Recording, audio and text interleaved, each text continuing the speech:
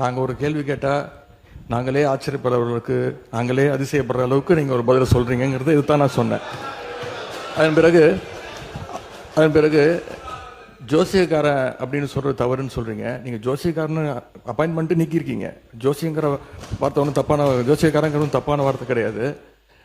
Live திமுக ஆட்சியில் தான் முதன்முறையாக நாங்கள் தேர்தல் அறிக்கையில் சொன்னோம், கேள்வி நேரத்தை முதலையாக லைவாக ஒளிபரப்பு செய்தது நாங்கள். இப்போ இந்த கேள்வி நேரத்தையே எடுக்க முடியாத நிலைமையில தான் இன்னைக்கு இந்த அரசு நடந்துகிட்டு இருக்கு. இன்னொன்று, இந்த நீங்கள் லைவ் உட்காருங்க.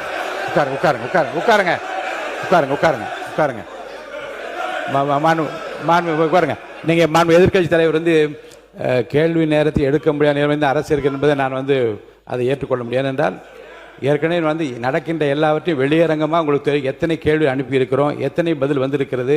அந்த கேள்வி நேரத்தை நடத்த முடியாத நேரத்திலும் மாண்புமிகு உறுப்பினர்களை 55 விதியின் கீழ் கொடுக்கப்பட்டிருக்கிற தீர்மானங்களை எல்லாம் இங்கே கேள்விகளாக கேட்டு கூட பதில் பெற முடியுமா என்று பார்க்கின்ற முறை இங்கே கடைபிடித்து வருகின்றோம். எனவே கேள்விகளை பெறுவதில் கால தாமதம் இருந்தாலும் கூட இப்போது பதில் வரப்பெற்றிருக்கு. நேற்று முன்தினம் கூட அறிவித்திருக்கிறேன்.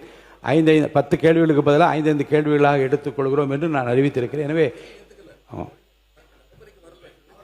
எடுக்கப்படவில்லை. நீங்க சொல்வதெல்லாம் நான் ஒத்துக்கிறேன். நான் உங்களை குறை சொல்லவே இல்லை. உங்களை நாங்கள் பாராட்டுகின்றோம். உங்களுக்கு ரொம்ப பொறுமையாக எல்லாரையும் ஹேண்டில் பண்றீங்க. அதை பத்தி நாங்கள் கவலைப்படல. நேரலை நாங்கள் செய்யவில்லை அப்படின்னு சொன்னாங்க. சட்டமன்ற வரலாற்றிலே முதன்முறையாக நேரலை செஞ்சது திராவிட மாடல் அரசு, எங்களுடைய தலைவர் அவர்கள் தான். கேள்வி நேரம் ஒவ்வொரு நாளும் 1.5 மணி நேரம் 10 கேள்விகள் எடுக்கப்பட்டு அனைத்து எதிர்கட்சி தலைவர், அப்போ இருந்த அண்ணா திராவிட முன்னேற்ற கழக உறுப்பினர் அத்தனை பேருக்கும் வாய்ப்பு கொடுத்தது எங்களுடைய தலைவர். அது லைவ் செய்யப்பட்டது. இப்போ நீங்க எல்லா நிகழ்ச்சியும் லைவ் பண்றீங்க.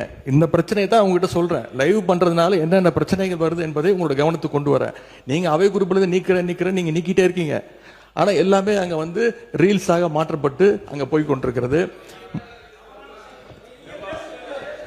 ஏற்கனவே மாண்புமிகு எதிர்கட்சி தலைவர் இது குறித்து வெளியில இருக்கக்கூடிய நீங்க என்ன உங்க தலைவை கட்டுப்படுறீங்களா? நீங்க பிடிக்கிறீங்க? நீங்க எதுக்கு பேசுறீங்க?